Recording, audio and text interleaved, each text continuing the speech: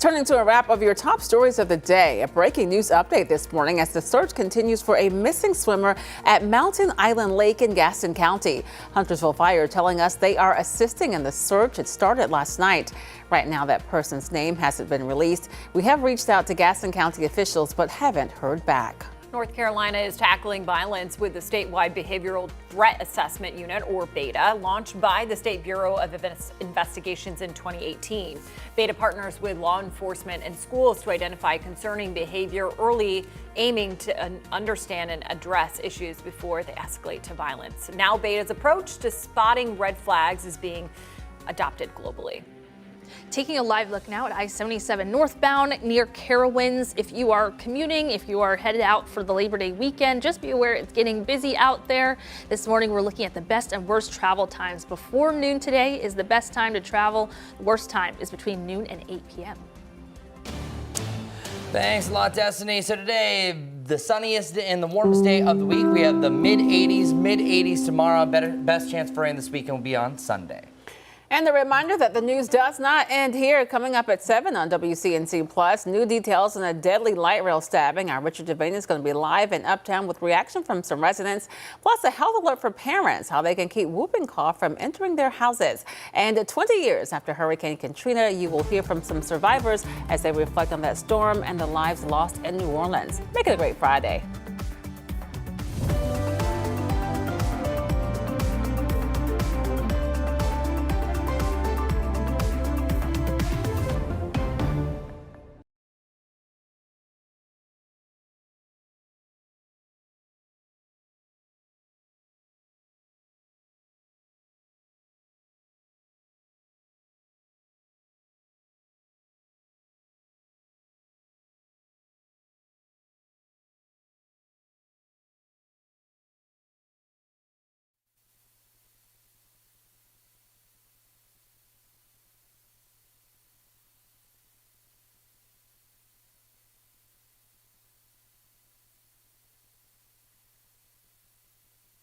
Three, two, one. Test, test, test.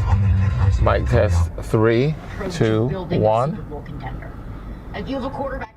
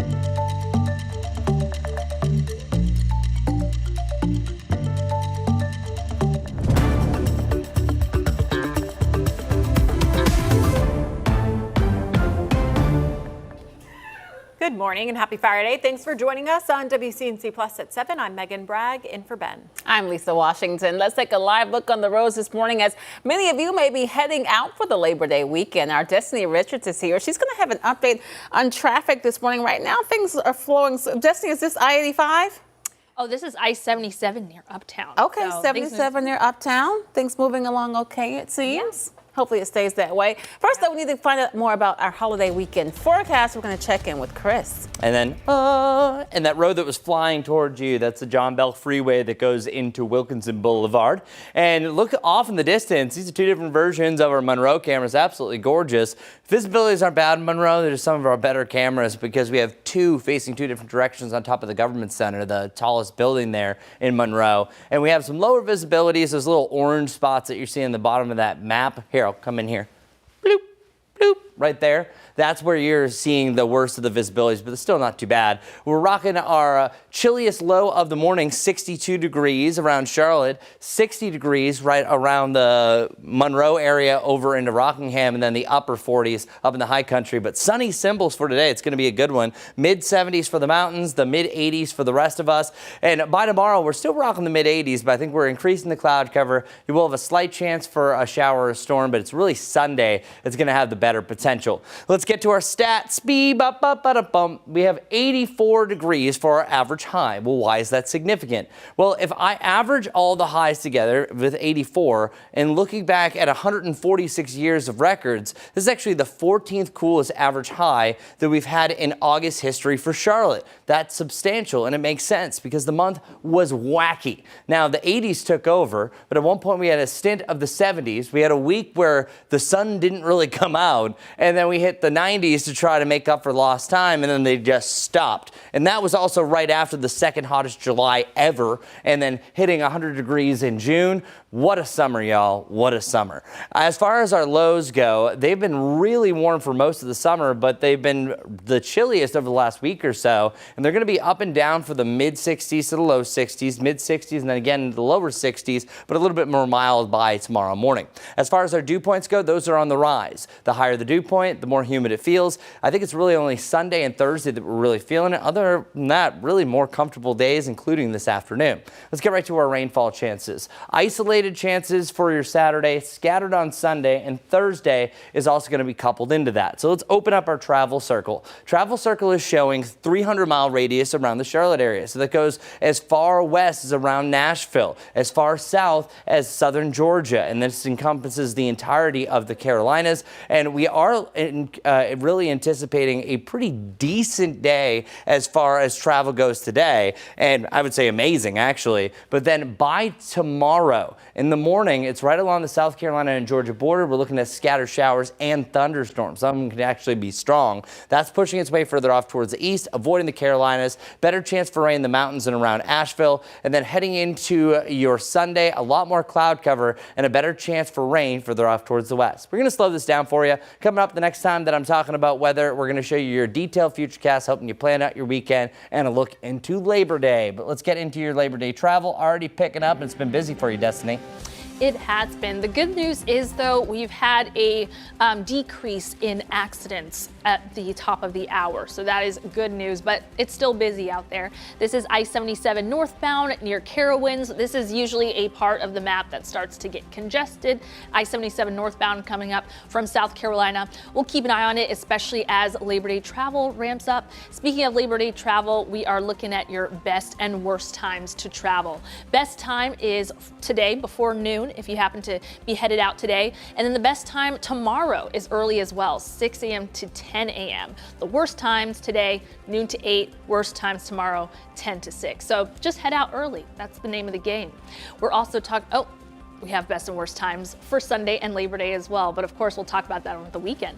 Now we have a little bit of congestion that's starting up on I-85 northbound near Gastonia. No accidents on that interstate so far this morning. A little bit of congestion on I-77 northbound in South Charlotte and a little bit coming south from Uptown this morning. The only thing that's on the map as of right now is that closure on Chesapeake Drive south in North Charlotte. This has been going on all morning because of a crash around 4:45 a.m. Damaged power lines in the area, so hopefully this will open up soon, but it's been going on for a while, so we'll of course keep you updated. All right, thanks, Destiny. We're learning new details about the deadly stabbing of a 23-year-old woman on the Charlotte's Blue Line system. This as the suspect is now behind bars. WCNC Charlotte's Richard Devane has reaction from folks in Uptown, including a witness to that horrific crime scene. Yeah, good morning to you, ladies. Good Friday morning, everyone. And that suspect, as you mentioned, expected in court today, DeCarlos Brown, for his first appearance. All this is people who frequent the light rail are concerned about its safety. Now, as you said, there are some new details, and they're not very pleasant details in the stabbing death of that 23-year-old lady, Ara Zaruska. Court documents reveal that she boarded the light rail last Friday, sitting across from the suspect, 34-year-old DeCarlos Brown. After about 4 minutes of that ride, investigators say Brown suddenly pulled out a pocket knife and stabbed her in the throat. She died at the Camden Road station in South End. That killing has rattled residents and raised fears about using public transit. Many say they're worried the unprovoked attack will discourage people from riding on the light rail altogether or even spending time in Uptown. CAT says it's working closely with CMPD and it's contracted a security firm to increase patrols across its system. More than 180 security personnel are already deployed daily with the goal of reaching full staffing of about 219 later this fall. Zaruska had recently fled the war in Ukraine, hoping to find safety here in the United States, particularly Charlotte. Now her death is sparking urgent calls for stronger protections for riders. From what I understand about the attack, it was unpredicted. He didn't give any signs that he was having a crisis, and he just turned around and stabbed her. I think I was walking at like 10 o'clock 2 nights ago, and it was like empty. And maybe I'm just overthinking it, but I'm like, oh, I think less people are out. My girlfriend was telling me, just like, I'm scared to take the rail now. Take precautions. I'm not going to go into details about them, but I have things for my own personal protection. The craziest part is she came here and she fled, a dangerous situation over in Ukraine to be safe.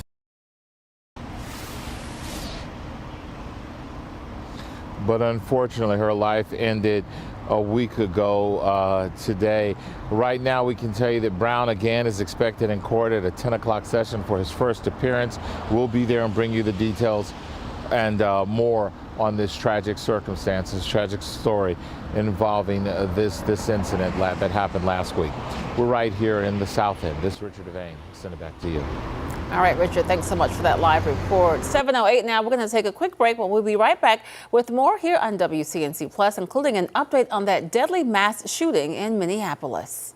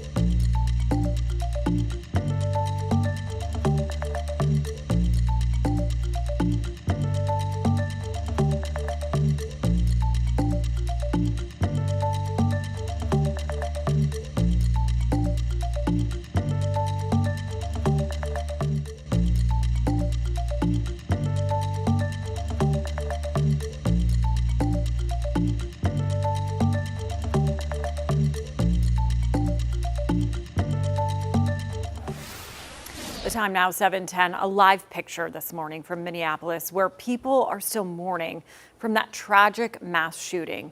New details this morning in the Minneapolis shooting, like we said, that killed 2 children and injured 18 others. You can see flowers, cards, balloons piling up at the memorial right now. Families of the victims are speaking out. 8-year-old Fletcher Merkel and 10-year-old Harper Moski were 2 of the children that were killed in that attack. In a statement, Harper's family described her as a bright, joyful, and deeply loved child. NBC's Jay Gray has more on the families affected and what we know about the shooter.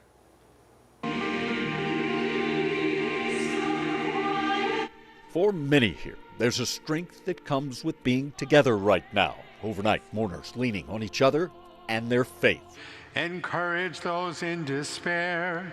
Minneapolis wrought with overwhelming pain in the wake of the deadly mass shooting at Annunciation Catholic Church. This is an unthinkable, completely senseless act. Police and federal agents continuing their investigation, gathering evidence that now includes additional weapons, electronic devices, pictures, social media posts, and hundreds of written pages. Writings that describe the shooter's hate. Pure, indiscriminate hate. Racial, political, and religious hate, along with a, quote, deranged fascination with previous school and mass shootings. The killer's thoughts, investigators say, bound together by a horrific desire. The shooter was obsessed with the idea of killing children. This newly released video shows students rushing from the gunfire. But 10-year-old Harper Moski and 8-year-old Fletcher Merkel didn't get that chance. We will never be allowed to hold him, talk to him, play with him. Still, his father promising to keep Fletcher's spirit and memory alive. Please remember Fletcher for the person he was and not the act that ended his life. We love you, Fletcher. You'll always be with us. A love shared by so many here, and so much stronger, they say, than the vile actions of a killer. A killer, investigators say, was looking to gain notoriety, though they're also quick to point out that early in the investigation there's still no clear answer to a motive in the attack. Jay Gray, NBC News, Minneapolis. And of course, we're continuing to learn more about the suspect in this case. In fact, NBC News this morning saying that there were reports that police visited her home 2 times when she was a teenager for concerns about mental health. Again, these are some live pictures from Minneapolis. You can see just the growing memorial there, obviously at the Annunciation School with those 2 kids killed and more than 18 others injured. Of course, we will continue to follow this story for you and bring you any updates as we get them. Such a sad situation there. We're going to take a quick break. We're back in 2 minutes with more here on WCNC Plus.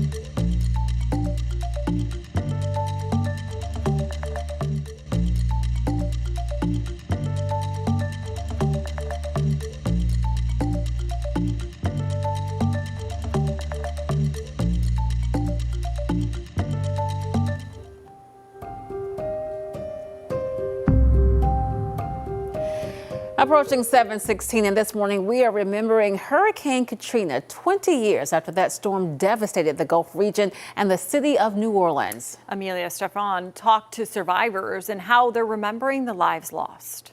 I heard Deb, and the phone went dead. 2 days after Hurricane Katrina, Deborah Holloway's mother stopped calling. And I spent the rest of the week calling and calling and calling. I called every agency that I could think of. And it's like there are two little old ladies off of Canal Street trapped upstairs. Holloway's mother Delia and her aunt Deborah were wading through feet of floodwaters in their family home on Canal in Galvez. Because of the house's age, the windows were stuck, so they did not go up. So they were literally in an oven. For days, the sisters, both in their 80s, waited on help to come. They were trapped upstairs. But help didn't come in time for Delia. My aunt was in the house with her sister's body for I don't know how long. Her aunt was rescued, flown to San Antonio, but died a day later. Months went by, and Deborah never got the chance to say goodbye to her mother's body. November, my godfather goes to the house. My mother's body was still in the house. 20 years after the greatest tragedy of her life, Deborah came back to New Orleans with her aunt's granddaughter and goddaughter. She called early Tuesday morning and said, "Oh, we're in a pickle."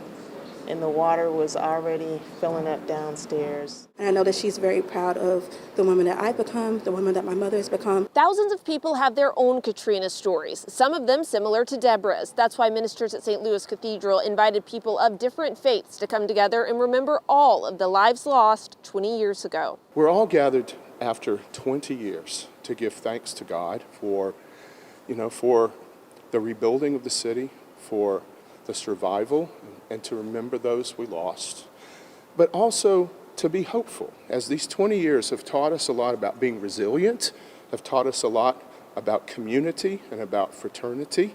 Almost every pew in the cathedral was full Thursday as faith leaders from different religions came together to commemorate the worst natural disaster in the city's history. 20 years later, Deborah brings this photo everywhere she goes because even floodwaters can't wash away their memories. New Orleans is in my heart. It's a part of me, and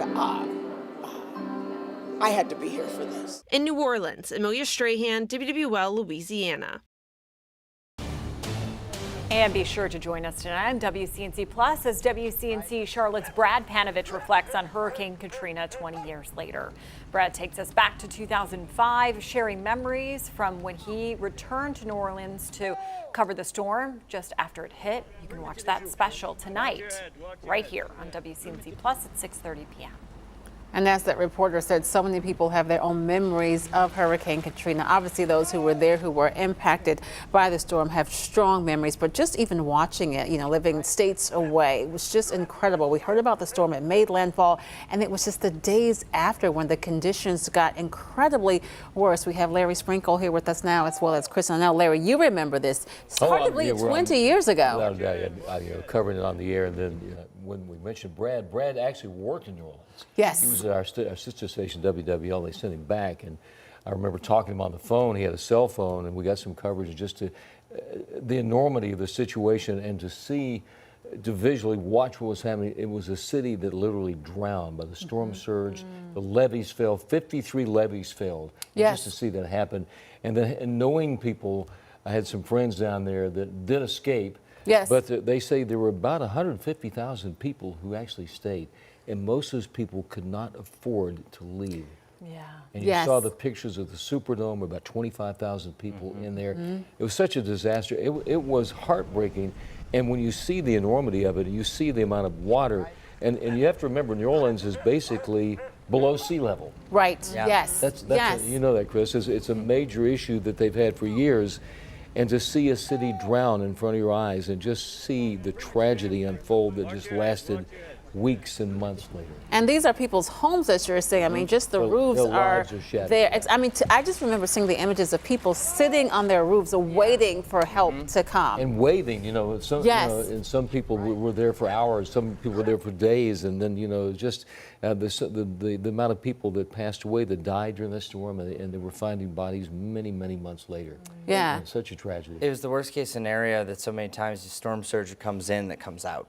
But just the way that everything is, the water was trapped there. So people are literally trapped in their homes. And this might be morbid to say, but Brad and many other people I know that were there, I think the most horrifying remembrance is the smells. Oh, I'm sure. Yeah, it's just because they said it smelled of death. And it was it flooded everything, so that you had all the diesel fuel and the gas, and then obviously the enormity of the people who passed away, and the animals as well, just everything, and just when you look at that and the visuals flying over New Orleans and just see how can they ever recover from this. Now here's what's very interesting: they evacuated a lot of people to Charlotte. And we had another Coliseum, which was off Tyler Road, not too far from where the station is now.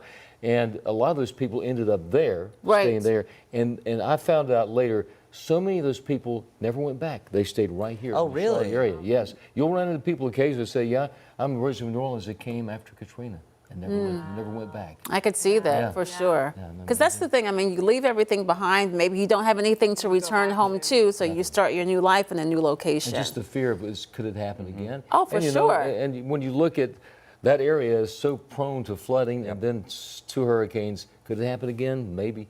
We pray it never happens again to anybody, anywhere. For sure, for sure. Yeah, there's just sometimes that things kind of add up for the perfect storm of things, like where certain areas hit, like the Helene situation that happened, it was the predecessor rain event. Oftentimes when you have the worst tragedies, everything is perfectly lined for something like that. So yeah, no, all you can do is just hope that it doesn't happen again. Luckily, this week we're not looking at anything major for the tropics, but we do note that September is the most active month. That's usually where we start ramping things up. So all is well. Say if you go into Wilmington, going to the beach. Larry, good to see you, man. Always love your insights. We have temperatures that are going to be in the lower to the mid 80s through this holiday weekend. Both really doesn't matter. Either sides of the Carolinas, Monday is the best, and that includes Charlotte. And that's the least likely chance for rain across North Carolina as well. South Carolina might have a better chance for rain, especially on Saturday. But then here's what's going on for the Asheville area, 60% chance for rain. So it's going to rain likely on Sunday late day. And then less likely around Wilmington. It's that typical sea breeze that fires up a storm or two during the afternoon. So if you've ever been to the beach, you know how that goes. Here's a look at our futurecast. We're going to spend the time here, and I'm going to do the 7-day forecast, showing you exactly what the forecast looks like hour by hour heading into the weekend. The one thing that I want to get across here is that you have a low chance for rain on Saturday, but a higher chance for rain on Sunday. So I'm just telling you that as your meteorologist, not because what's showing up here on the Futurecast. You see a spotty shower starting to pop up right here during your Saturday afternoon. Better chance right around the mountains and the foothills. And then heading into your Sunday, not a lot popping up here on the map besides some extra cloud cover, but that is allowing for a better chance for storms to end the day. Keep that in mind in your plans. We are also drying out on Monday, either side of 80 degrees before we have another round of rain and back to the mid 80s Wednesday heading into Thursday. Let's get over to Destiny for a quick traffic update. Yeah, this morning we're following a couple of things. So this morning, at I-77 northbound at Nations Ford Road. Things are starting to pick up for folks commuting, also heading out for Labor Day travel. So just keep that in mind.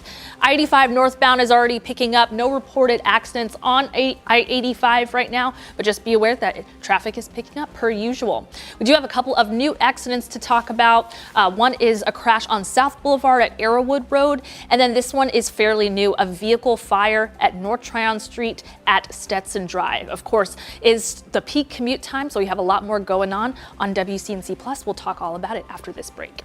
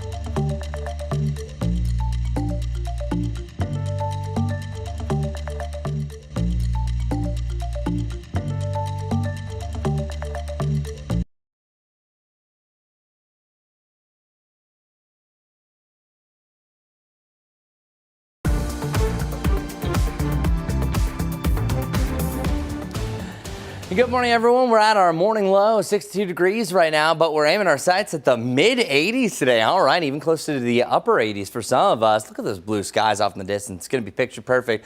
And we're all in all a sunny to a mostly sunny day. This is one of the best days this week. If you love Wednesday, you're going to love today. It's even a little bit warmer, a little bit on the sticky side. Great weather if you're going to Bank of America Stadium to see the App State Charlotte game. So that's the 49ers taking on App State. And it's a really perfect forecast. By the end of the game, falling to the lower to the mid 70s, feeling amazing. Overnight tonight, down to the mid 60s. Clouds increase for a nice mix of clouds and sunshine for an outside chance for a storm on Saturday. Better chance for scattered showers and storms to end your Sunday. Cooler and cloudier then as well. Destiny, what's going on for your morning commute? Yeah, it is getting busier out there, so we're seeing a couple more incidents. Right now we're looking at I-77 northbound near the Nations Ford Road exit. If you're traveling for Labor Day, keep in mind that the best time to travel today is before noon. Looking at some of the incidents, we have damaged power lines from an early morning crash that has Chesapeake Drive South blocked between Lawton Road and North Hoskins Road. We also have a new accident here up north, Old Statesville Road South at I-485. We have more news, weather, and traffic for you over on WCNC Plus.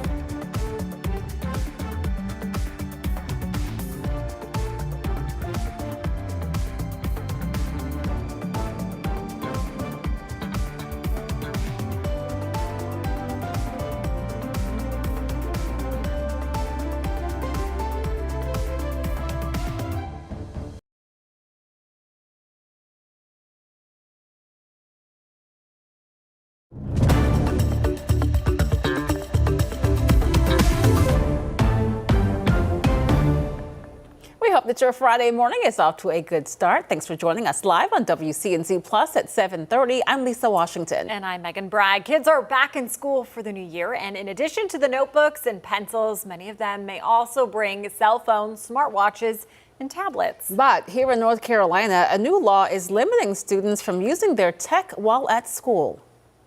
Whether it's responding to or sending a text or a short scroll of social media, these quick glances at your cell phone or smartwatch are no longer allowed for students inside North Carolina schools. Last month, lawmakers passed the Wireless Devices in School Law, which must be implemented by January 1st. It's designed to avoid distraction from learning during the school day. For parents of Charlotte-Mecklenburg students who say they want to be able to reach their students in case of an emergency, Superintendent Dr. Crystal Hill says if there is an emergency, parents will be notified by the district. Absolutely. We will communicate with parents in the event of an emergency.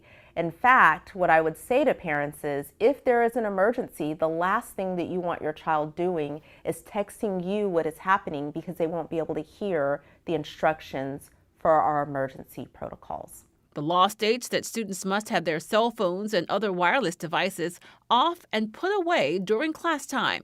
The only exceptions, if the teacher approves the use of wireless devices for educational purposes, for emergencies also authorized by a teacher, or if use of a wireless device is required by a student's IEP or 504 plan.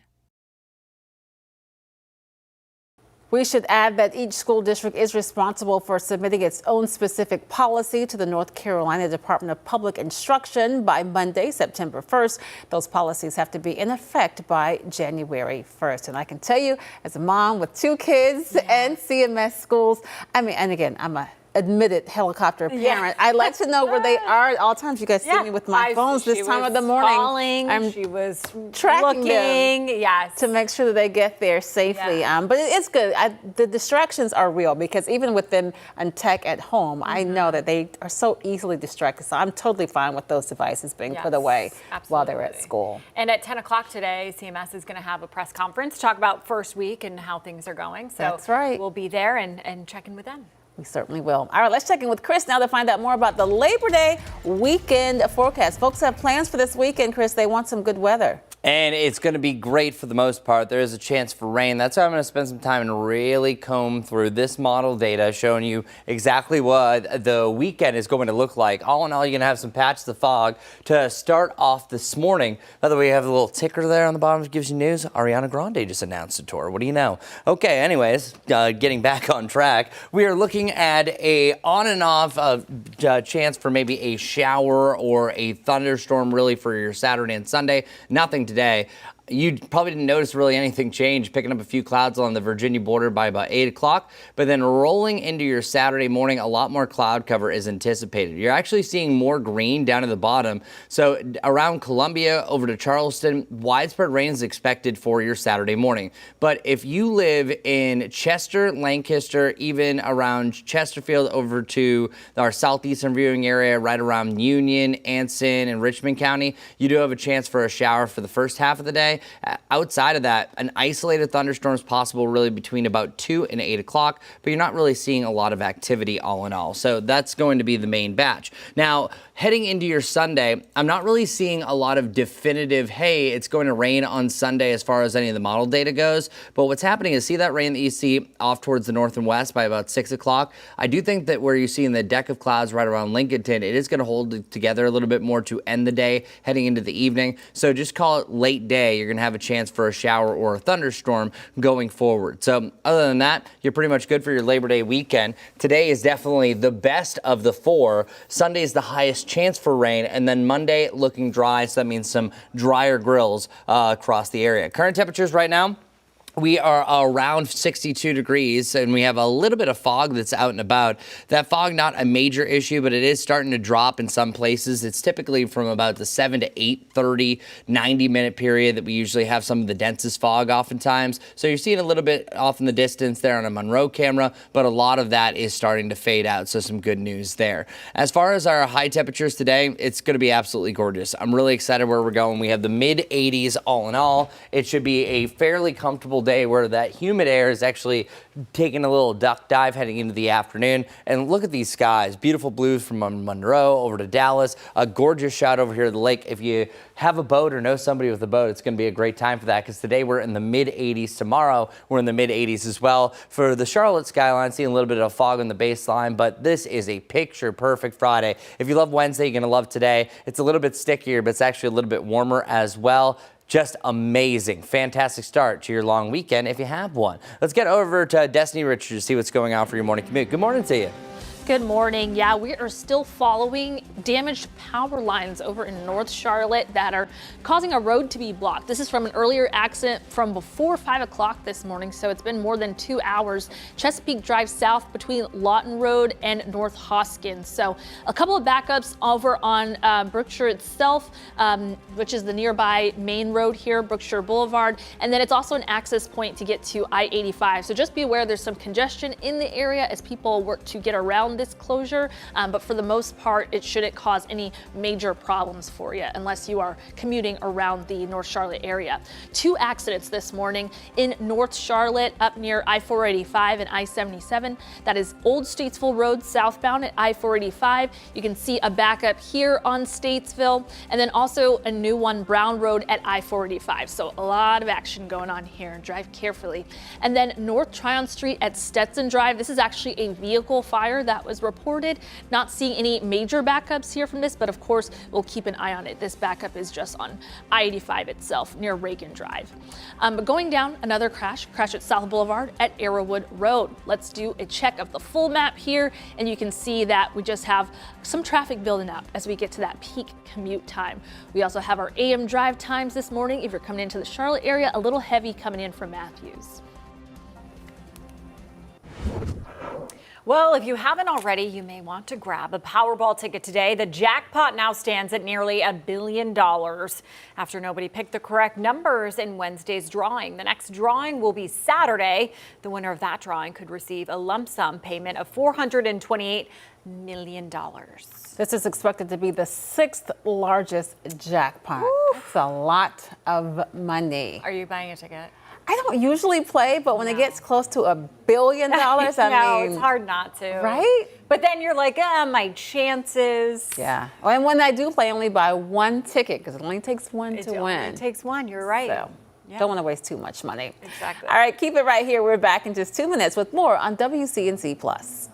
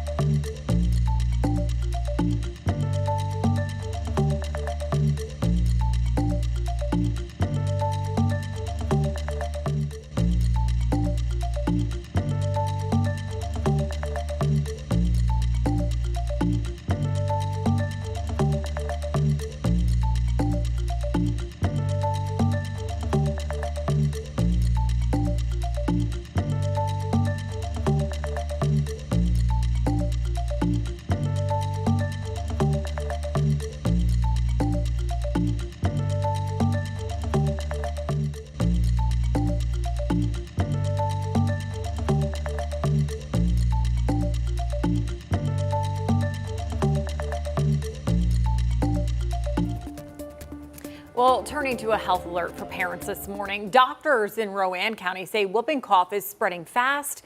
In the first quarter of 2025, North Carolina reported at least 106 cases. That's more than all of 2023 when there were 105 cases.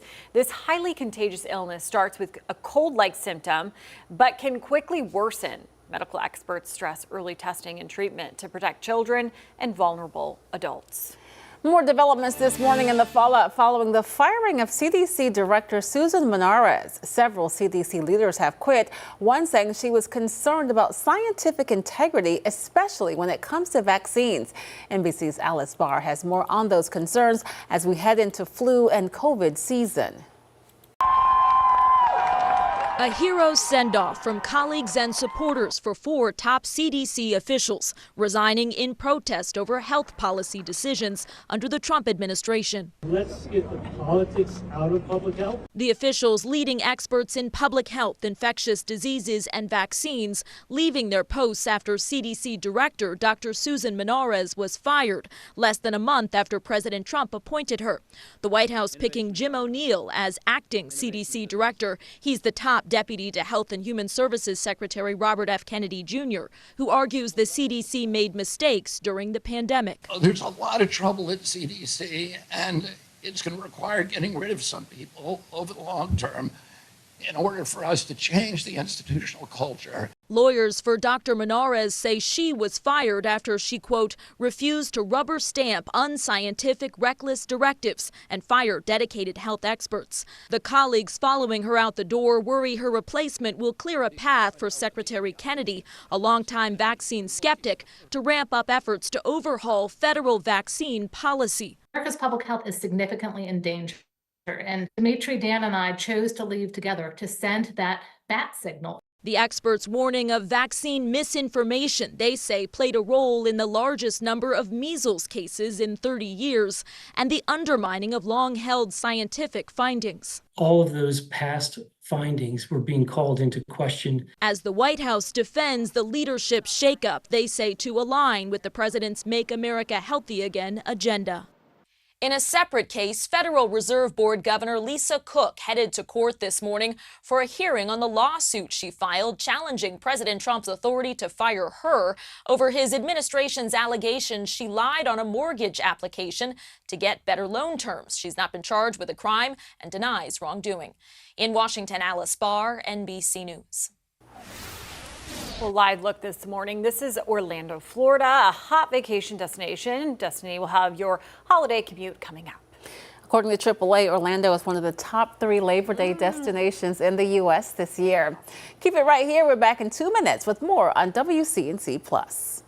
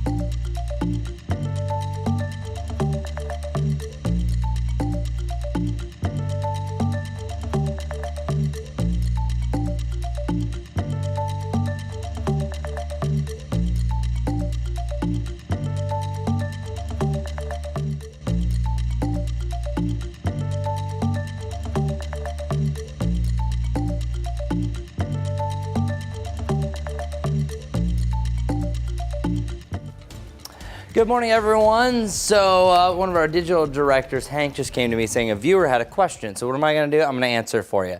They asked, how many 90-degree days has Charlotte had? 51. And I usually show graphics like this all the time. The reason why I haven't is because we stopped doing the 90s. Crazy. It was August 18th the last time we had a 90-degree high, but we're already above last year's total for the entire year, 47 degrees. This isn't anything crazy for the record books. It's actually just above the average of 44, but yeah, 51. And what's interesting is that 30 of those 51 were during the month of July. Yeah, we only dropped down into the 80s once during the month of July. That's one of the reasons why it was the second hottest July of all time. The last 90-degree day, when does that usually happen around Charlotte? Well, the latest that ever happened was October 13th, 1954, where if you actually backtrack here, when did you have the most 90-degree days? 1954. Yeah, if you're doing the 90s well into October, that's going to help you. And on average, and this is through 146 years of record keeping for Charlotte, September 12th is usually the last 90. Now, looking over the last 5 years, it's ranged anywhere from September 7th to September 22nd. Actually, particularly in 2022 and 2024, September 22nd was the jam, and that typically is usually the first day of fall or at least the last day of summer, just depending on the year. Now, looking a little bit further into August, this is actually would be one of the hottest summers of all time, but August didn't quite do it because August only contributed 6 of those 90-degree days, mainly have been in the 80s, and we will not finish the month with any 90s whatsoever. The crazy stat here is that we had almost as many 70-degree days as 90-degree days. And looking deeper into some of these stats, 84 degrees is the average high. That is the 14th coolest average high in August Charlotte history. So just a crazy stat there. So thanks a lot for that, viewer. I love questions like this, so you can personally message me. You can message us here at WCNC, and I'd love to answer your question either on WCNC Plus or over on WCNC Charlotte. Our temperature under the long-range outlook, so looking for maybe another orange map that would show, hey, maybe you have another shot at 90 degrees. It's not looking like it. It's really over the next 6 to 10 days that the cooler air is most likely, and then it's just slightly below normal heading into week number 2 of the forecast. And we do have enough data to usually look 10 days out. Now, truly, after day 3 to 5, things in the confidence drop off, especially for rain. But temperature-wise, we can usually forecast at least a week out and have a really good return as far as our accuracy goes. But notice we only have 3 days over the next 10 with highs in the mid-80s. One thing that really kept us super warm through the summer has been above average lows, where our lows are actually trending a little bit chillier as well. And our precipitation chances, which usually could lead to some cooler highs, are ramping up only on Sunday, heading into Thursday. Looking at the long range, here's those lows over the next 10 days, down into the lower 60s for several, for back into the mid 60s, and then even a trip into the upper 50s. This is also the time of year that we start swinging things down, so get used to a lot of swings to the lower to the mid 80s and the lower to the mid 60s for our highs and lows as we venture into September and officially start meteorological fall. That's your weather report. Let's get over to Destiny. What's the status so far, my friend? Well, right now it's just been a very busy morning. I have a bit of a freezing issue. Here we go. All right, here we go. 2 accidents this morning in North Charlotte. This is Old Statesville Road, southbound at I-485. And then also this one has been specified. Oh, we might have 3. I'll follow that one in a bit. Eastfield Road west at Brown Road as well. So just be aware this morning if you're trying to get access to I-485 up in North Charlotte. We have a bit of a busy morning up there, so we'll continue to track those. An accident blocking the right lane, fairly new here, Plaza West at Heron Avenue. This is just after East 36th Street. Lots of congestion in that area from that blockage. And then we also have a vehicle fire we're following, North Tryon Street at Stetson Drive. Going down south now, we do have this crash, South Boulevard at Arrowwood Road. So it's just becoming a busy morning with more people out there. Here are your drive times into the Charlotte area. It's starting to get busy out there. Give yourself plenty of time. Destiny, thanks. 7:49 now. Check this out. People at a senior home in Denver are finding connection in an unexpected way. Reporter Evan Krugel introduces us to a social robot named Ryan. In a game of mahjong, every move matters. Mary Vapp loves the competition. Now you lost my concentration to do. As she sorts through the tiles at Kavod Senior Living with Karen Woolman. You get a bunch of Jewish women together and you're on your own. The occasional friendly jab is all part of the fun. These 2 ladies are cutthroat. That's not on the air, is it? No, I gotta be careful. But this game is serving a deeper purpose by keeping these women active. Automatic door. It's great. In a place where isolation can be a problem. This is my husband, Douglas. Mary lost Douglas 6 years ago before moving into Kavod Senior Living in Denver. And he was at peace. It was beautiful, actually. But it was lonesome. Mary never thought she'd live with anyone else. Now we will work a bit on our biceps. Until a man named Ryan came along. Become aware of any sensations in your body. Ryan is a companion robot that can play games, hold conversation, and even do yoga. Find a comfortable seat. Yes, I got my seat. Sit up nice and tall. Mary can't even fathom how Ryan works. Now return to breathing in through your nose. That mechanical stuff, that's not me. a doll. Thankfully, there is someone who understands. Yeah, so of course we know, we have designed it. Mohammed Mahour is the brains behind Ryan. As you can see, Ryan can recognize my facial expressions. Hello. It is great to hear from you again. What is new with you today? Can you tell me a joke, Ryan? He's been perfecting the social robot for 16 years on the DU campus. He's a teenager, yeah. Like any teenage brain, Ryan is still a work in progress. Fixing those problems in the lab is one thing. What do you do with your dogs? My what? My dogs? I don't have a dog. Mary's job is to offer advice from the real world. He asks the same questions all the time, you know, like maybe a few more new questions. Despite his flaws, Mary sees potential. The purpose of it and what they want to gain from teach people is awesome. Mary. Yes, dear, come. Hello. Come. How are things going? Christy Martinez, Kavode's assisted living director, is glad to have the help. Everyone has their times that, you know, they get a little lonely. So I think Ryan fills that that space and gives them all that extra attention. Like I said, I am going to miss him waking me up in the morning. I know. I can always come in. Yeah, you can. Mary isn't sure what her husband would think of Ryan. He wouldn't like that voice in the morning saying to get up. Who's that guy? Mary's time with Ryan is coming to an end. Feel the rise and fall. As he moves off to another resident for more testing. I have to go back to the alarm. Laughter will still be a part of Mary's life. Oh my goodness. And she's happy she got a chance to develop a new kind of friendship. He's supposed to give you the compliments. Yeah. That's different than in marriage. I like that. I know. Well, that Ryan isn't the only one. There are a handful of other robots at senior homes around Colorado. Now, the goal is to eventually offer that technology to facilities nationwide. The thing is, too, is, you know, if you don't have family around you or something, that might be nice, the company, to be able to talk to something. For sure. Someone, you know. Just keep in perspective that it is a robot. It's a robot, I know. Well, living, you know, I have my dog. And so I'm not talking to myself. No, I get it. Dog, you know what I mean? Of course. But I still remind myself that it's a dog. Yeah, for sure. I mean, look, nobody wants to be lonely, right? Right, exactly. All right, well, we are going to take a quick break. We'll make sure you keep it right here on WCNC Plus. We're going to have another update on weather and traffic for this holiday weekend, as well as the day's top headlines at the top of the hour.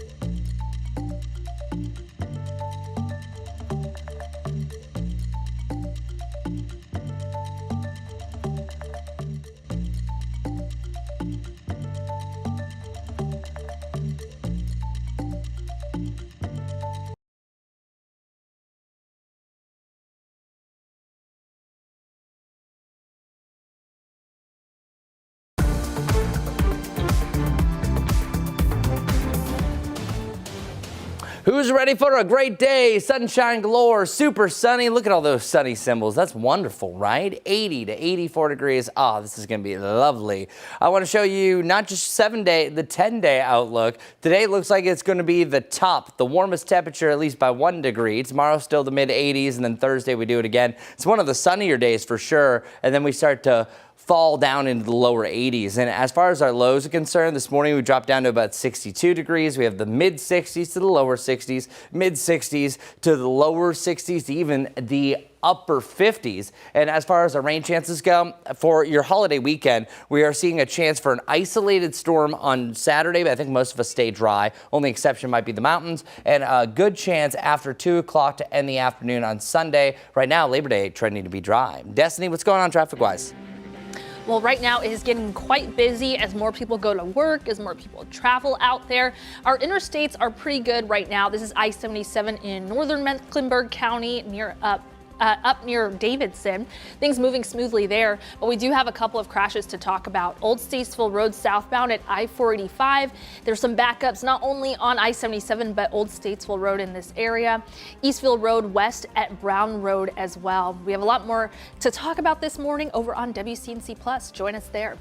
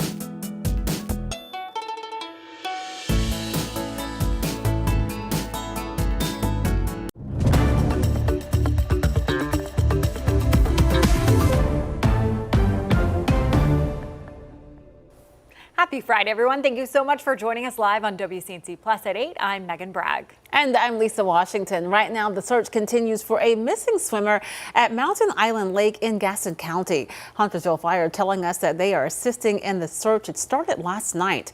Right now, that person's identity hasn't been released. We have reached out to Gaston County officials, but have not yet heard back. This morning, we're learning new details about the deadly stabbing of a 23-year-old woman on Charlotte's Blue Line system. The suspect is now behind bars. WCNC Charlotte's Richard Devane has reaction from folks in Uptown, including a witness to that crime scene. Richard. Yeah, good morning to you, Lisa. Good morning, Megan. A good Friday morning, everyone. That suspect is scheduled to be in court for his first appearance in just a few hours. All this is folks who take cats are still very much concerned about its safety, and if they'll continue to ride the transit system. You know, we're learning some new details about that deadly stabbing on Charlotte's Blue Line, which claimed the life of 23-year-old Era Zaruska. Court documents reveal that Zaruska boarded that light rail Friday, and she actually sat near the suspect, 34-year-old DeCarlos Brown. After about 4 minutes on the ride, investigators say Brown just suddenly pulled a pocket knife and stabbed Zaruska in the throat. She died at the Camden Road station right here in South End. The killing, as you can well imagine, rattled residents and raised fears about using the city's public transit system. Many worry the unprovoked attack will discourage people from riding light rail or even spending time going or coming into Uptown. Cat says it's working closely with CMPD and it's contacted its security firm, to increase patrols across the transit system. They currently have more than 180 security personnel deployed daily. They say there's a goal of reaching full staff at around 220 sometime this fall. Zaruska had recently fled the war in Ukraine, hoping to find safety here in Charlotte. Now her death is sparking urgent calls for stronger protections for Cat's customers. From what I understand about the attack, it was unpredicted. He didn't give any signs that he was having a crisis, and he just turned around and stabbed her. I think I was walking at like 10 o'clock 2 nights ago, and it was like empty. And maybe I'm just overthinking it, but I'm like, oh, I think less people are out. My girlfriend was telling me, just like, I'm scared to take the rail now. Take precautions. I'm not going to go into details about them, but I have things for my own personal protection. The craziest part is she came here and she fled, a dangerous situation over in Ukraine to be safe.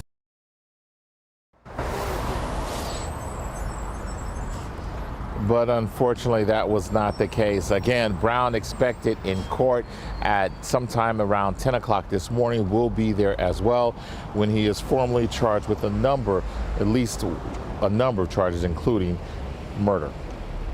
We're right here in the South End. This is Richard Devane. We'll send it back to you. All right, Richard, thanks so much for that report. Of course, we always think about being aware of your surroundings, but this is a case, certainly unexpected. Scary, yeah. All right, let's check in with Chris now for details on our forecast for this Labor Day weekend. No scary weather. I'm super pumped because we got this high pressure system that's rolling in. Whenever you got one of these, a stronger one, it usually could lead to wall-to-wall sunshine, beautiful blue skies. Oh my goodness, it's come to fruition. Check that out. You can see our every other hour forecast. Temperatures warming up in a hurry, and look at all these sunny icons. Not dealing with a lot of clouds like we did yesterday, even though it was still a brighter sky by the afternoon. 62 degrees right now in Rock Hill, and then 65 degrees right around Charlotte. Enjoy this picture perfect day. And we're going to talk a little bit more about this, but the Duke's Mayo Classic, that's at 7 o'clock, Bank of America Stadium. What a match. We're talking about App State taking on the 49ers. That is going to be a nice battle of the Carolinas. We have around 80 degrees for the start. At the end, lower to the mid-70s, and guess what? It's feeling comfortable. 0 chances for rain. Now, that rain chance does come up, and then it doubles by Sunday. I think most of us stay dry for Saturday, but don't be surprised between 2 and 8, you have an isolated shower or storm. So let's roll through your futurecast, what you can expect. Number 1, more clouds for tomorrow. You can see it right here. Number 2, I think you're dry for the first half of the day, so if you have any plans, keep that in mind. You're still going to have some sunshine mixing in. By about 4 o'clock, as many of you might be celebrating a team win, or maybe your favorite college team is just starting to play, well, you're going to have a storm or two starting to pop up here on the map. You don't see a lot for this model's variety, but I am seeing some additions that are showing more so a pop-up storm between the 2 to 8 time frame. Also, one note, the further south you go, better chance for some morning rain in South Carolina, so factor that in. And then also, if you live around the mountains and the foothills, better chance for rain heading into your Saturday evening. As for Sunday, not a lot of activity going on, but check it out. You see a slight chance for a shower up in the high country for the morning, and it's really late afternoon heading into the evening that we have some showers and storms that start to work their way towards the Charlotte area. So another scenario that I think most of us are dry for most of the day. And then your Labor Day, whole lot of nothing as far as rain goes for the Charlotte area. A slight chance for a storm or two up in the mountains. And then Tuesday and Wednesday, I think we're going to be dry for the most part, dropping down to around 60 degrees for our lows. Highs might not even make it to 80 degrees on Wednesday, but then that's going to allow another big warm up as we shift the winds back to the mid 80s with a better chance for rain, similar to what we have on Sunday, a week from today on Thursday. There's your weather report. Destiny, what's going on? What do we need to know about this morning commute? Well, the commute is starting to pick up this morning with more people on the roads. This is I-77 near Davidson this morning. No matter where you're traveling, just take it easy out there. The best time to travel today is before noon, so get out early for this Labor Day weekend. Going forward, you can see the congestion that's building up across our area, mostly on I-77 northbound in South Charlotte, so the usual areas. And then I-77 south of Uptown, as well as I-85 northbound. Still accident-free so far on the interstates themselves, except for I-485, and we'll get to that in a moment. I did want to revisit this, though. I left it off the map in hopes that maybe it has cleared, because things were looking better in this area, but Chesapeake Drive South is still unfortunately blocked off due to damaged power lines from before 5 o'clock this morning. There was an accident that caused that. So just a heads up there in North Charlotte. And then these are the accidents up in North Charlotte near I-485. So Old Statesville Road southbound at I-485, and then Eastfield Road west at Brown Road. So not on I-485 itself, but still in the vicinity. And there's still a lot of backups here on Old Statesville itself. So if you happen to be taking Statesville South this morning, just be aware of that. We have some images of some accidents as well. Inbound the plaza at Heron Avenue just before 36th Street. This is where it's at, a little bit of a backup there. The right lane is blocked in this area. And then also eastbound Harris Boulevard at Tristing Road. You can see the incident there in one of the lanes, and there is a lane blocked due to that one too. Left lane blocked at Harris Boulevard South.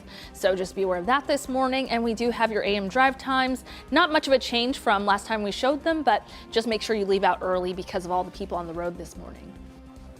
Destiny, thanks. And with Labor Day weekend wrapping up summer travel, Charlotte Douglas is bracing for a big crowd. Officials say today is expected to be the busiest travel day of the weekend, with 675 scheduled departures. 850,000 passengers are expected to pass through Charlotte Douglas through next Tuesday. Now, while you should plan to arrive at the airport early, we also want to remind you that you can check the parking, security, and the shuttle wait times on the Charlotte Douglas app. All right, happening right now, a live look this morning, Uptown getting ready to host the Duke's Mayo Classic. The big rivalry between UNC Charlotte and App State takes place at Bank of America Stadium tonight. But the Fan Fest gets started at noon with street closure starting at 9. This will be Charlotte's first game under new head coach Tim Albin. Kickoff is set for 7 p.m. Our sports director, Nick Carboni, will be live for the big event this afternoon. Looks like some of those street closures have actually started a little bit early. Yes. Keep it right here. We are back in 2 minutes with more on WCNC Plus.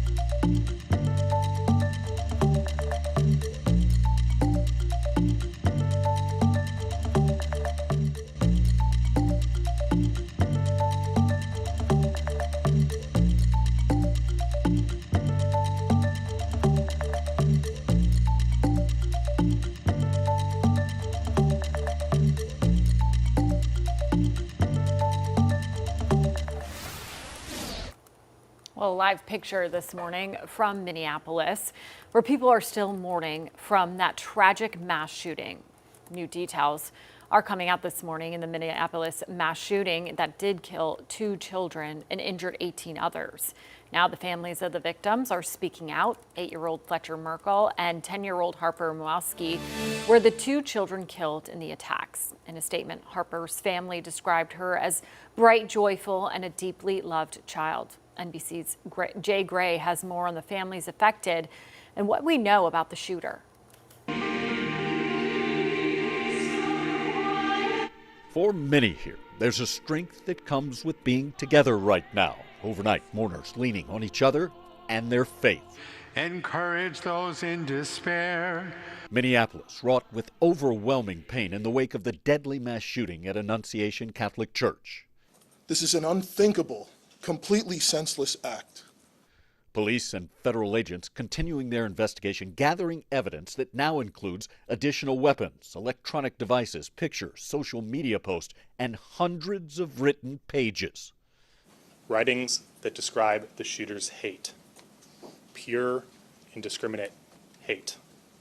Racial, political, and religious hate, along with a, quote, deranged fascination with previous school and mass shootings. The killer's thoughts, investigators say, bound together by a horrific desire.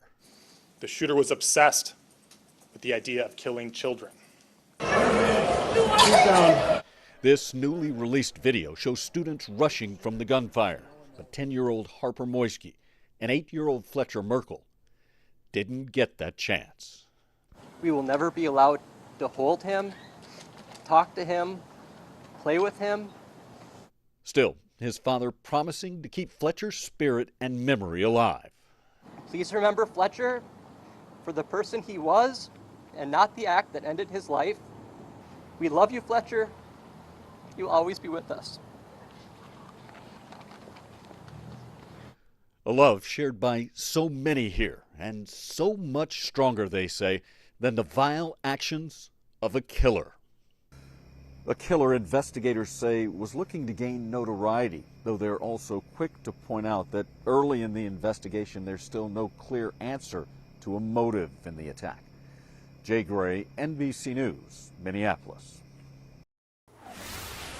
Still so many unanswered questions in this. Again, a live look now. This is in front of the Annunciation Catholic Church there in Minneapolis. You can see people actually going to take some pictures and just the huge display there of all of the flowers and the cards remembering those 2 victims as well as the 18 others who were injured in this mass shooting. We were getting some information from NBC News earlier this morning that shows that police actually visited the home of the suspect twice when they were a teenager, again with the concern being mental health. But this is one I can tell you as a mom, it makes you hug your kids a little tighter at night, because when you send them to school, you send them there to learn and not to be concerned about something like this. And earlier this week, we also heard from the mayor of Minneapolis, and he was saying, you know, thoughts and prayers are great. And of course we do that. But these kids were actually praying when this happened. So something has to be done in this country as far as this is concerned. It's just too much and it's senseless. Yep.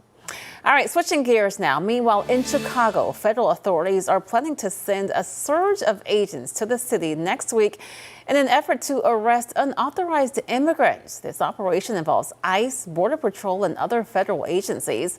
Officials say Border Patrol will operate from a naval base just outside of the city. This comes as President Trump threatens to deploy the National Guard to Chicago. Local leaders, though, are pushing back against that move. They're just looking to invade the city of Chicago. This is a part of his plan to do something really nefarious, which is to interfere with elections in 2026. He wants to have troops on the ground to stop people from voting, to intimidate people from going to the voting booth. It's not yet clear just how long that operation would last. We'll keep it right here. We'll be back in about 2 minutes.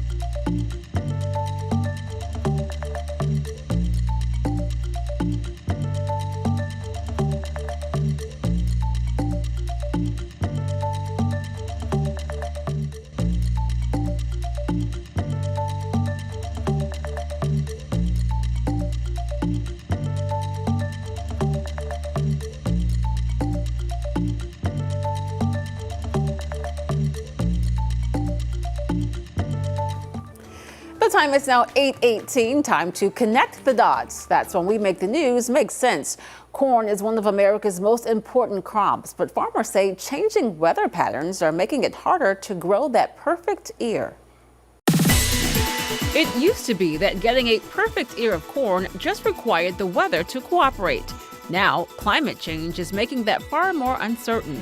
Let's connect the dots. Farmers in some parts of the country are seeing droughts, heavy rains, and hot nights interfere with corn pollination. Corn needs a delicate balance to grow. Hot, fast growth can trap the tassel inside the leaf, reducing pollen release, resulting in a less healthy crop.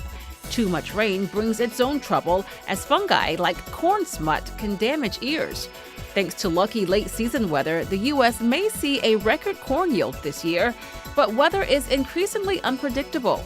Farmers now use mechanical pollination tools more often to save their crop. Climate experts warn that rising humidity and warming trends will make pollination harder in the future. And that's connecting the dots. Thanks a lot, Lisa. So let's get right to it. Yesterday we were at a chilly 84. Today we're at 86. It's an exaggeration, of course. Not really a big difference from day to day, but hey, 86 degrees is great. Now, the new average that we have is a little bit on the cooler side, but pretty much closer to that. So we are now averaging the upper 80s instead of the mid 80s. So not really a big difference, but it still feels absolutely amazing. Much better than we once did, because there was at one point earlier in the summertime that we were rocking those dew points. They were around the 70s, the mid to the upper 70s even. That's really where you're feeling it. But that's not really the case and scenario that we have right now. Instead, we're looking at a much more tame forecast. Now, it's not completely dry, but we are going to see a nice little downtrend for the afternoon, as these typically do start to lessen a little bit, and then they'll start to come up heading in the weekend. But it still doesn't feel all that bad. Really like where our forecast is going overall heading into your holiday weekend. Now, how you feel over the next few days, I think we're borderline sticky at most for today. Still in that sticky range for your Saturday. The only day that really feels uncomfortably humid, that should be on Sunday late day. And then it's also again on Thursday, but not really looking at a big difference. As for today, our high temperatures are starting in the lower to the mid 80s across the area. And our current temperatures are 65 degrees in Charlotte, 62 in Rock Hill, with sunshine across the board. And football's in the air. We have the big Duke Mayo Classic tonight. And then we also have high school football. We have the lower 80s and then to the mid 70s for those that are having games tonight. This is a perfect time in the stands. It's comfortable, it's enjoyable. Sometimes you can go to those games and it's usually hot, humid, and really just oppressive for this time of year. So this is really going to be an impressive forecast for us overall. All right, let's move into our holiday forecast. Letting you know, first off, that we are dealing with a chance for rain, but it depends where you are. Now, everyone's going to see it heading into tomorrow, but if you live in South Carolina, listen up. This is going to be our best chance. Already right now for today, this is a different forecast for the central parts of Georgia. We're dealing with plenty of sunshine. Further south you go, we're dealing with more clouds. Earlier in this week, Friday was not looking to be this pretty because all that cloud cover you see in the south was trending about a state north. So we would have been dealing with the overcast day with on and off rain. Really happy we don't have that. But if you live in South Carolina, widespread showers and storms are possible in South Carolina. Slight chance for rain right around the mountains. And then it's for your Sunday. This system to the northwest starts to roll in, and we could end the day with some storms. Coming up, I'll have that 7-day forecast, letting you know where temperatures go, and let you know if we're still going to be averaging a cooler forecast for the first week of September. But let's get right over to Destiny. Doing a great job, by the way, this morning with your morning commute. Well, thank you. We do have a busy morning, and it's going to be a busy morning for a while just because so many people are on the road for travel. Remember, the best time to travel is before noon today. Looking at I-85 southbound near Belmont, that's mile marker 27. We do have a crash that is near exit 26. This could be it because it has moved over into the shoulder, and we do have a car over here in the shoulder of these lanes on the highway. Let's look at the map here, and you can see the backups. It's not as bad as we normally get this time of the morning, but as you can see, northbound traffic is quite is quite backed up, and then a little bit on the southbound side as well. But we'll continue to track this accident. Having it moving over to the shoulder is actually great news because that could mean that Traffic is just moving again, and it's not blocking any lanes. We do still have damaged power lines here at Chesapeake Drive South between Lawton and Hoskins from an early morning crash. I believe that crews are still working, Duke Energy crews are still working to start power back up in that area. Words. And then we also have some crashes we're following in North Charlotte, Old Statesville Road, as well as Eastville Road west at Brown Road. Drive safely. Hi, this is Larry Sprinkles to Friday, and the big question, what to do this weekend? There's a lot going on. One special spot to visit would be the Uptown Farmers Market, the community table. It's this Saturday, tomorrow, August 30th, and it's from 8 a.m. to 12:30 p.m. on South Davidson Street, right there in Uptown Charlotte. You don't want to miss it because they have local produce, artisan crafts, local products, lots of parking available, and it's pet friendly. Make sure to bring your own reusable bag. That's very important. Don't miss it this upcoming weekend. Tomorrow, 8:30 a.m. to 12 noon, the Uptown Farmers Market. I'm Larry Sprinkle. Well, get ready for a sweet Labor Day weekend surprise from Krispy Kreme. From today through Monday, if you buy a dozen donuts, you can grab a second dozen of the original glaze for $2. You can visit the store, use the app, or order online for delivery or pickup. However, that $2 dozen deal only kicks in when you buy another dozen at full price. And we're going to take a quick break, but keep it here on WCNC Plus at 8:26. We'll have an update on weather and traffic. You're watching WCNC Plus right now. 8:30, we'll be back with more breaking news.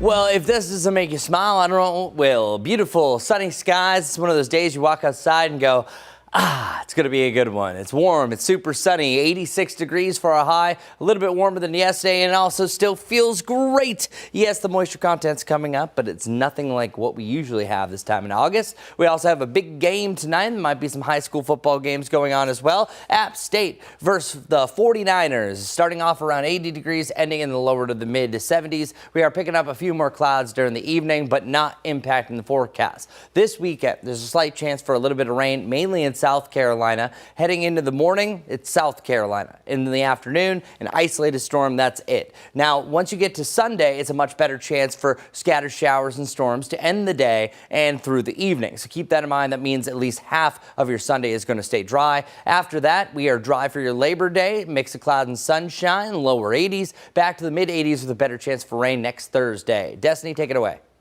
Yeah, this morning it's quite busy out there. More people on the roads headed to work, headed to their Labor Day weekend destinations. We do have a new accident on I-85 southbound near the exit 26 Belmont Mount Holly exit this morning. So just a heads up there. We do have backups kind of all along I-85 on the southbound and the northbound side this morning. It's moved over to the shoulder though, so hopefully that's improving things. We do still have this roadblock, Chesapeake drive south between Lawton and Hoskins. We just learned expected to be cleared by 4 p.m. Stay with us on WCNC Plus.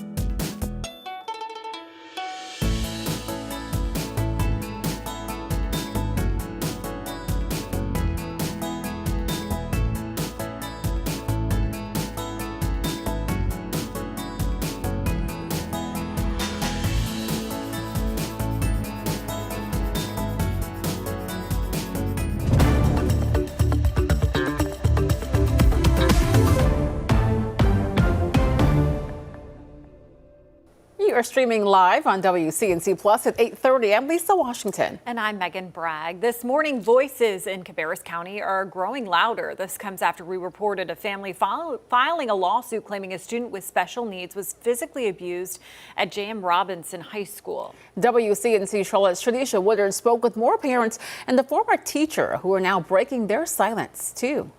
A family still seeking justice after filing a lawsuit against J.M. Robinson High School. It alleges several signs of physical abuse towards Chris Mason, a student with special needs. Christopher does not lie. Erin Steenwyk is a different educator who taught Mason at J.M. Robinson. She says she never saw any child harmed when she worked there, but is still speaking out. He had a big knot on his head and he had a bloody nose that morning. Steenwyk says Mason's parents were told he ran into a door, but her instincts told her something different. I bet you the door got slammed in his face. And then I asked Chris, I said, hey, what happened?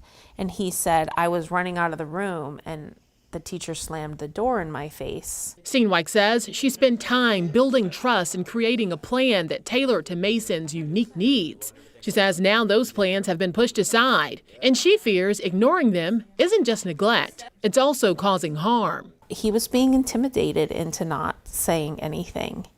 He really was being threatened into not saying what was happening to him at school. Other parents like Keisha LeBou also joining her voice. The assistant principal gives me a call and asks, did Paige tell you what happened at school today? Immediately I'm done because Paige can't tell me what happened at school today. LeBou says she was told her daughter had a fight after hitting 2 girls in the bathroom, but she still has questions. Why wasn't she attended? Why was she in the bathroom with typical age children? And where was everyone else? She also recalls a time when she went to pick her daughter up and they brought out someone else. The nurse brings out a different child. So this child is also low verbal. So this little girl is standing there. She couldn't tell anyone that I did not belong to her and she didn't belong to me. Now, parents sharing stories, they say, reveals something deeply broken inside the school, hoping for transparency and accountability. You were just saying you want to make a clone of you. A clone of me. Kids like Mason deserve it. Tranisha Woodard, WCNC Charlotte. Now, we did reach out to Cabarrus County Schools. They say they do not comment on pending litigations.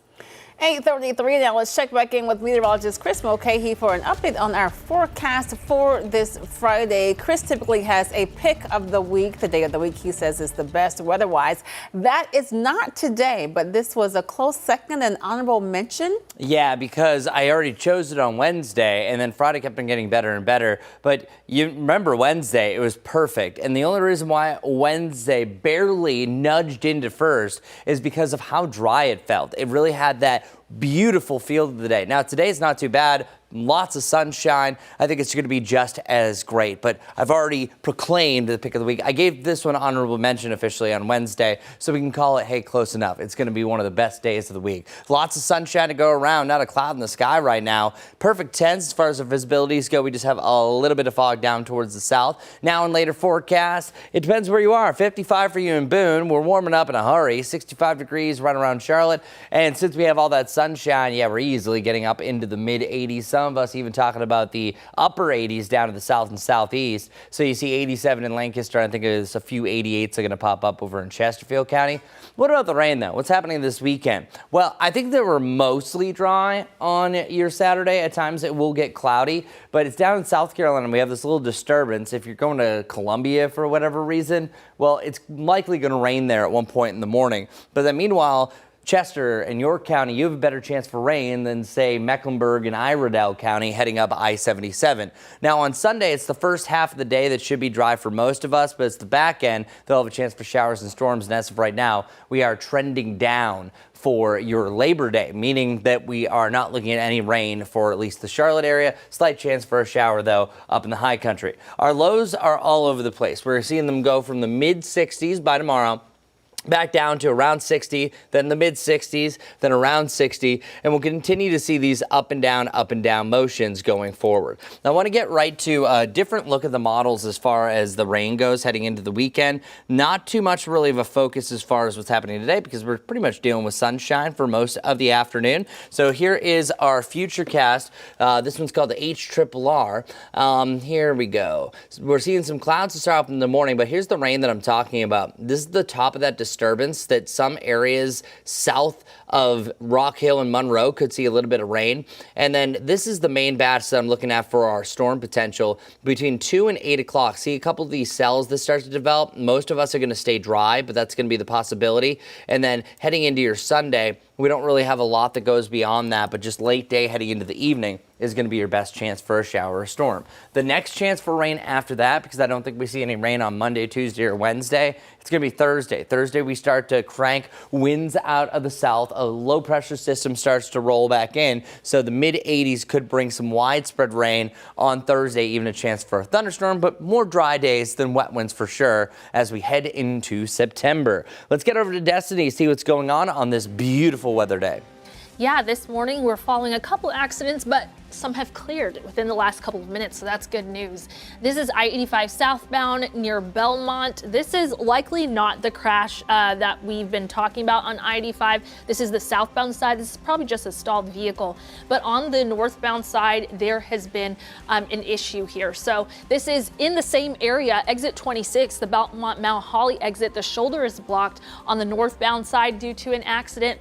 In the area, we're not seeing a super amount of backups. This is the southbound side where there's some backups, but I-85 northbound exit 26 accident reported there. Now moving into the Charlotte area here, we do still have damaged power lines from an earlier accident. The road is blocked at Chesapeake Drive South, and we just learned recently that this is expected to clear by 4 p.m. So a blockage throughout most of the day here in Northwest Charlotte. Just be aware. We have this accident that has cleared on Eastfield Road West at Brown Road, but lots of backups on Statesville Road, Old Statesville Road going southbound here at I-485. So just a heads up there. Not great in North Charlotte this morning. This is another accident that is in South Charlotte, Ray Road North at Blakeney Center Drive. Drive carefully out there. Well, if you haven't already, you may want to grab a Powerball ticket today. The jackpot now stands at nearly $1 billion after nobody picked the correct numbers in Wednesday's drawing. The next drawing will be Saturday. The winner of that drawing could receive a lump sum payment of $428 million. That's a lot of money. Keep it right here. We're back in just 2 minutes with just how many steps you need per day.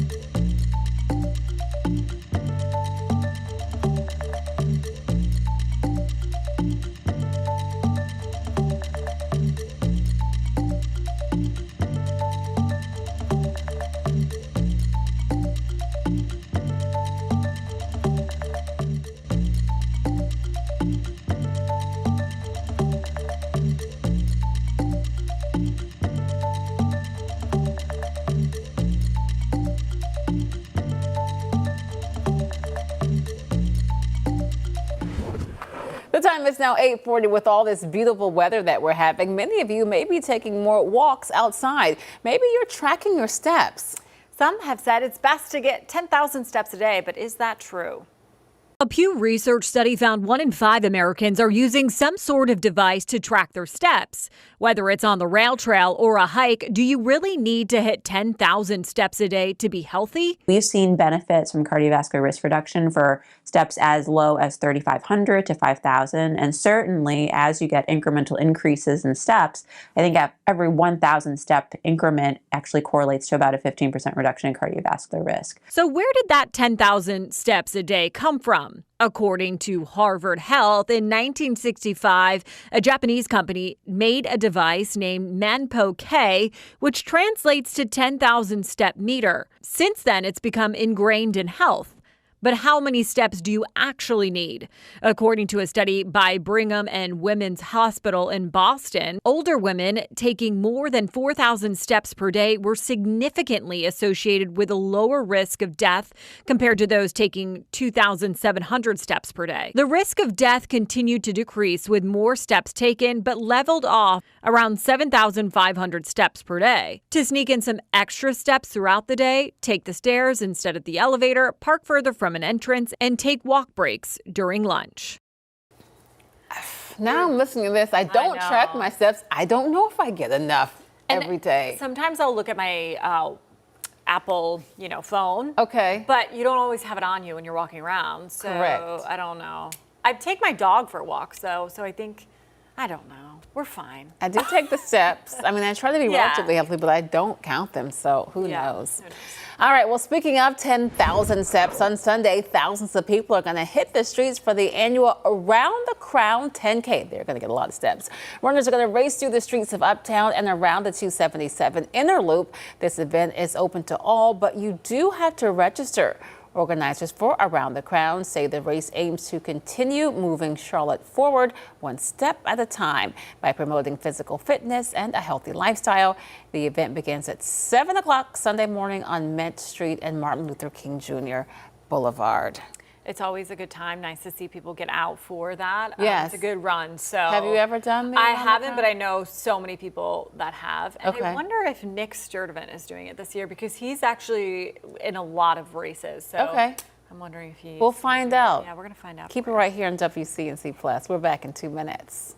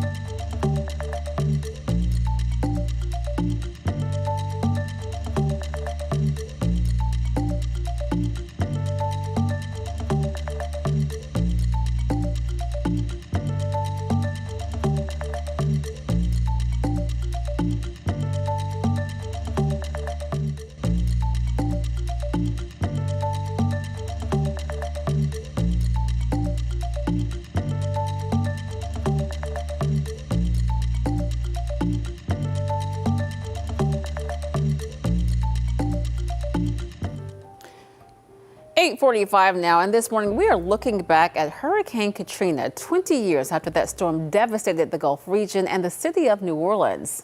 Gustavo Valades reports on the decades-long work to rebuild the city.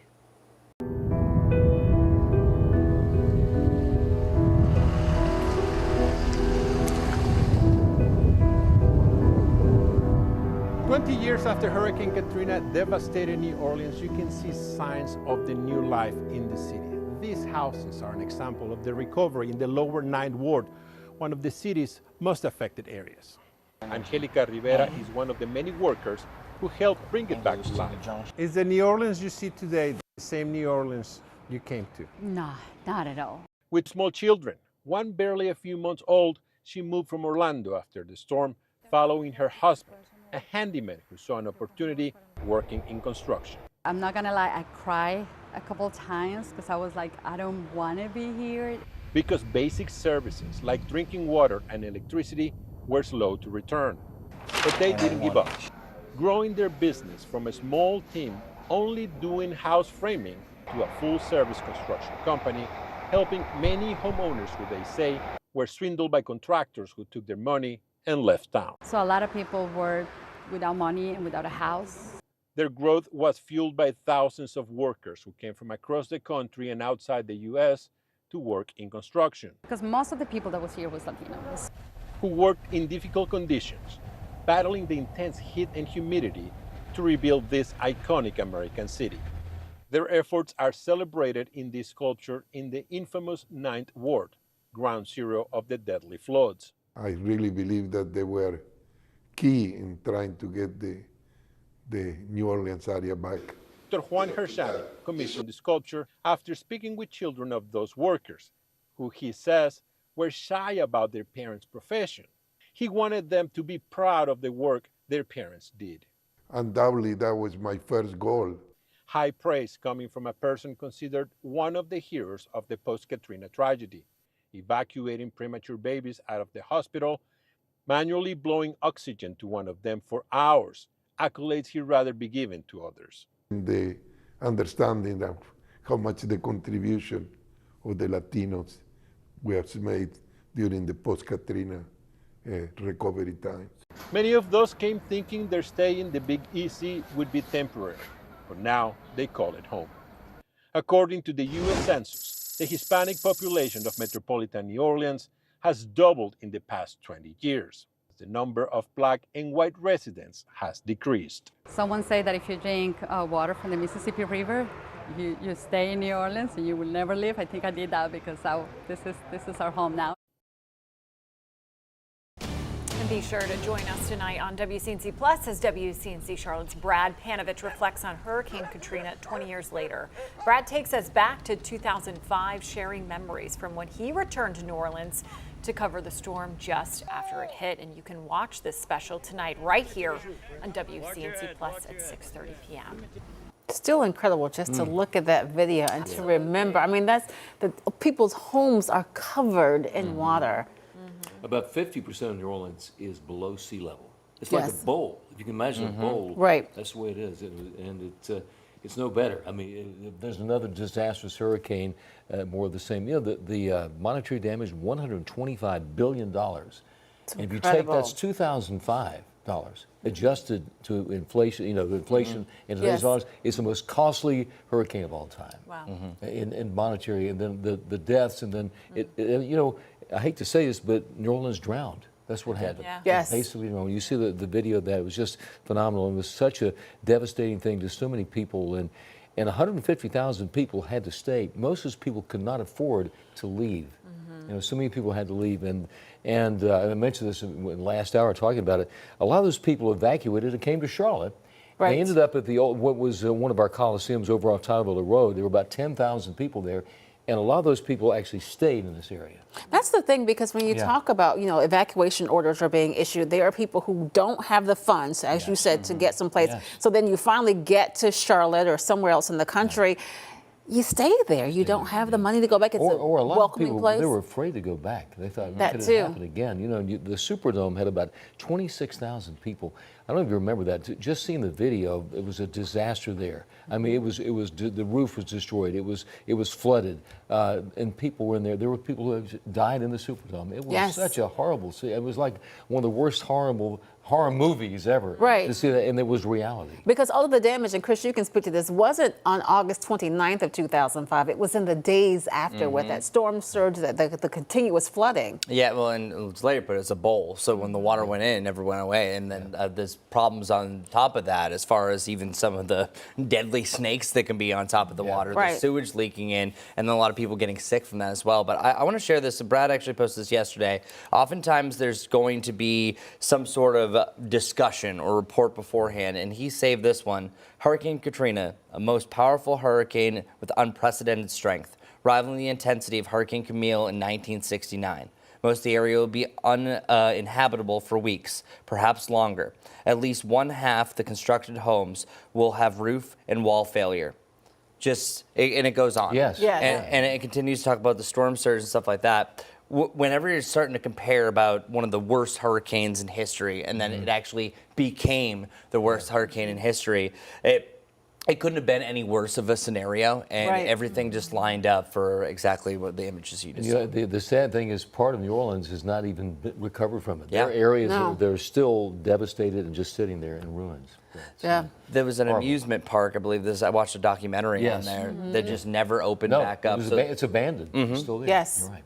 It's like a graveyard. Yeah, so check out more on that. It's incredible. It really is. And can't believe it's already been 20 years. I know. All right, moving on to our forecast. It's happier. I'm going to let you know that. Yay! Let's switch over to lots of sunshine. 82 back-to-back days. Yesterday was at 84. Today it's going to be at 86. I want to talk a little bit more about your Labor Day. It's going to be a good one. So for Labor Day weekend, I've gone through and I've shown you some of the rain chances. 85 degrees for tomorrow. It's very similar to today. And then 80 degrees for your Sunday, 81 on Monday. Monday again, Labor Day. Let's look at some Labor Day stats. The hottest one that we ever had was 1954. That's also the year that had the most 90-degree days. And then 55 is the lowest that we've ever been. And the wettest was back in 2011. Of course, Labor Day changes each and every year, so the stats only go back to 1940. The average Labor Day here in Charlotte's 86 degrees, and the average low is about 66. So we stack up a actually slightly below normal one. The hottest Labor Days that we've ever had, as I mentioned, the 104, but there's also been a lot of 90s. Because think about how many hot Labor Day weekends have there been. And looking back over the last several years, they've been mainly in the mid to the upper 80s to the 90s overall. So just get ready for actually a below normal Labor Day for this time of the season. As far as your rain goes, best chance for rain late day Sunday. Let's get over to Destiny.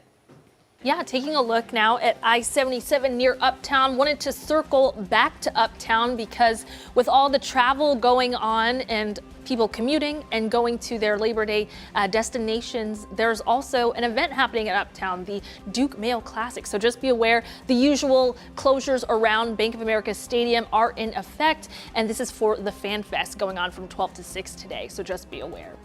Going into some of the incidents we're tracking this morning, I-85 northbound at exit 26, that's Belmont, Mount Holly. Not a huge amount of backups near that because the shoulder is blocked, so traffic is moving past it, but just be aware of the crash in the area. We're still following these damaged power lines, road blocked on Chesapeake Drive South this morning. Updated to 2 p.m. is when this is expected to be cleared. So still a long closure, but expected to be cleared by the afternoon. So just drive safely no matter where you're going.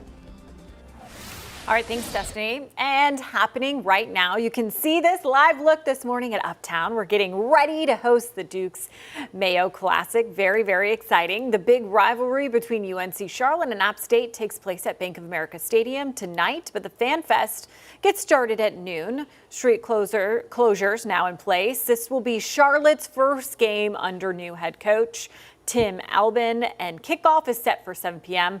Our sports director, Nick Carboni, will be live for this big event this afternoon. Going to be a lot of fun in Uptown. Yes. And before we go, As we inch closer to the start of NFL season, we're celebrating a countdown to kickoff special. It will feature one-on-one interviews with Panther stars like Derek Brown and J.C. Horn, along with the amazing story behind the couple who designs the team's cleats. Join our sports team next Wednesday at 9 p.m. right here on WCNC Charlotte, and of course, right here on WCNC Plus. Well, we are going to take a quick break. Make sure you keep it right here on WCNC Plus. We're going to have another update of weather and traffic on the broadcast side. And then the day's top headlines. In fact, our own Jane Monreal is going to take over from our new Impact studio. She's going to have all of the breaking news events as they happen from across our area and the nation. Yours truly is going to be in the Impact studio talking about the first week for students back to school with CMS. We're actually going to get an update from CMS. That's all right here on WCNC Plus.